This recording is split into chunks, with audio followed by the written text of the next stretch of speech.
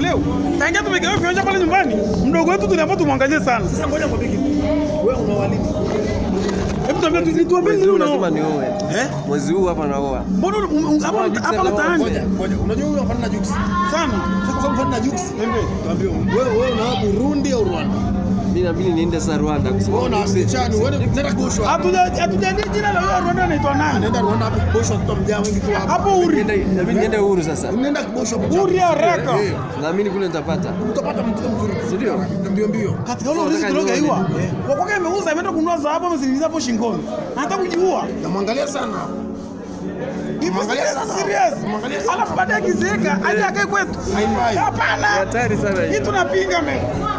Haiwezekani. Lazima na kesho asubuhi wewe kwenye misa. Kwenye misa wapi? Masaka hiyo. Kwenye shamba la kahawa kila mtu amepewa miche yake 18. Kwa kibakia miche hiyo ameuza. Apambane na hali yake pale KNCU. Sina uhakika. Haraka. Ngoja sana.